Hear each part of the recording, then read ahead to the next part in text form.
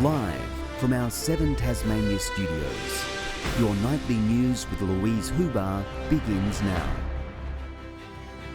Good evening. First tonight, the state's renewable energy capability is set to power up, with Hydro Tasmania expanding its assets on King Island. Construction on a 1.5 megawatt solar farm has been announced in a move to reduce the use of fossil fuels.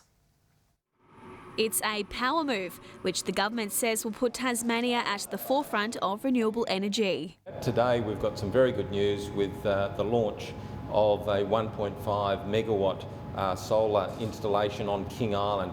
Hydro Tasmania will expand current processes at its Huxley Hill site, powering up using wind and now solar. This is an expansion of our existing sort of high penetration renewable system on King Island that can actually run the island on 100% renewables if there's enough wind and enough sun to do it. The project will cost $4.5 million, with construction slated to be finished in May next year. The solar farm spanning across 5 hectares. It's fairly sizable, which for context is about 2.5 MCGs. The powerhouse of energy production will create 2.4 megawatts of wind and soon an additional 1.7 megawatts of solar, aiming to reduce the consumption of diesel and diversify Hydro's renewable assets. It's anticipated this will offset 300,000 litres of diesel a year, which is about 800 tonnes of CO2. This looks like a good thing. We want to see less diesel generation and more renewables into any grid, whether that's King Island or Tasmania. With the government targeting 200% self-sufficiency in renewable energy by 2040, and the remote island community is well on its way. Our station can actually run 100% renewables. We can turn our diesels off. To date, we've run, since KIREP went in 2013, we've run about 18,000 hours with no diesels, and our longest period's about 6 days without turning an engine on. An impressive feat, giving the green light to Tasmania's green future.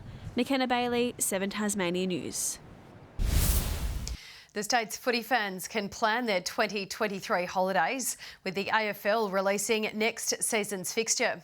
But not everyone's happy about the games that we've been handed, with only 2 of last year's finalists playing here.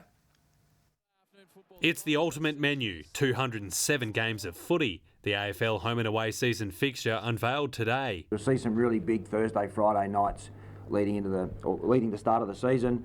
Tasmanian fans now know who'll grace our stadiums next year. The Roos, Crows, Eagles and Dogs will visit UTAS Stadium.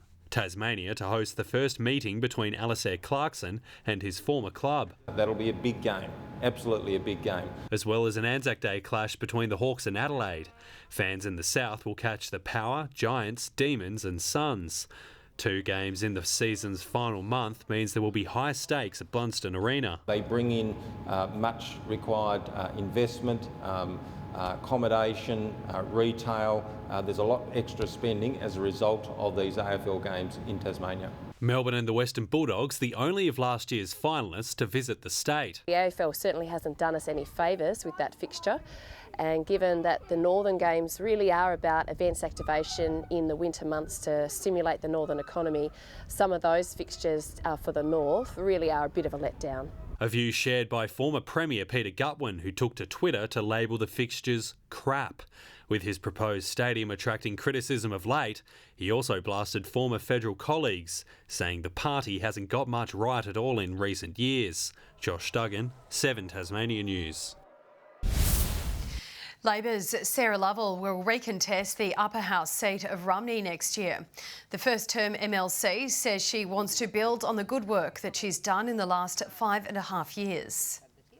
I feel that I've been able to deliver for my community in opposition and from opposition, particularly in holding the government to account on a number of issues. She's been an outstanding member of my team over the last 5.5 years, and I know that she still has so much to contribute to the Tasmanian Parliament. Gregory Brown, who came second in this year's Pembroke by-election, has been pre-selected by the Liberals for the May 1 ballot. Concerning new government data has revealed more than 11% of people on the housing waiting list are women fleeing domestic violence. As the state grapples with a housing crisis, more women experiencing DV are being turned away from shelters, with an increased demand on homelessness services. We know that the crisis in housing impacts on women in different ways. We don't know the amount of children who are involved in these numbers, but we can only imagine that many of these women would also be trying to find appropriate care for their children. At the moment, trends show that we're turning away about 86% of people who are seeking accommodation at the shelter. And of those who are able to be accommodated, people are waiting generally about 37 days to do so. As of September 30, more than 500 women who have experienced family violence were on the housing register. Labor is calling on the government to provide more rapid rehousing solutions and sustainable long-term housing to put people into safer circumstances. And if this has caused you any distress, you can contact 1800 RESPECT. Globally acclaimed artist Tones and I will return to Hobart to headline the Day on the Lawn Festival. Local band Lennon Worlds, one of 2 local acts on the lineup, released today.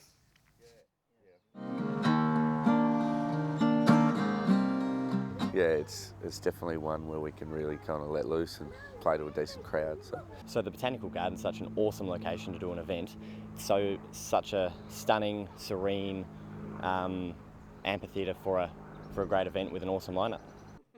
The festival will be held on April 1st next year, with tickets on sale this week.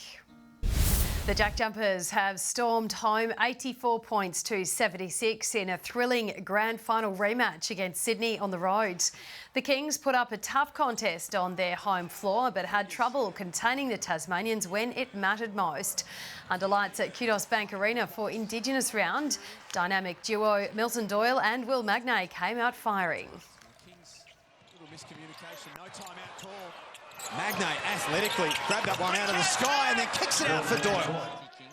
An energetic Josh Majet also making an impact behind the arc. Tees off. Deep three is nice, and the Jack Jumpers. With another crucial win, the Jack Jumpers will now go on to face the Taipans on Saturday. Good evening. 19 in Hobart today, Launceston 18, 17 in Burnie Devonport 16. 22 was the state's top in King Island, 17 about Strawn and Low Head and Grove 18. On the close-up shows, cloudy conditions over Tasmania. Further out, a band of cloud and thunderstorms extends from Central Australia to New South Wales. Tomorrow shows a low pressure system moving away to the south of Tasmania. Northeast to northwesterly winds tomorrow, swells up to 3 metres in the west and south and below 1 metre in the north.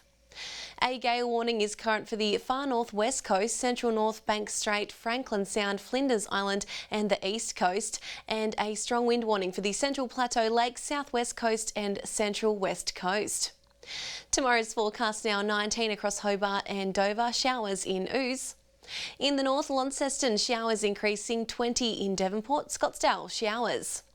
18 in Burnie tomorrow, Strawn 16, windy with showers in Stanley. St Helens and Swansea 19 and showers in Ross. The UV forecast is very high 9s across the state. Looking ahead to the 3-day forecast now, Tuesday showers about the west and far south extending throughout the morning. Wednesday snow lowering to around 900 metres during the afternoon and evening. And Thursday showers about southern, central and eastern areas. Capital cities 30 and sunny in Perth tomorrow, mostly sunny in Brisbane and 34 in Darwin. And it's currently drizzling in Hobart and 17, Launceston 18 and cloudy and Devonport 16. That's all for weather, Lou. All right, thank you for that, Jackie. I'm wondering where summer is. And that's all your news for this Sunday evening. Thank you so much for joining us. Have a lovely evening. Good night.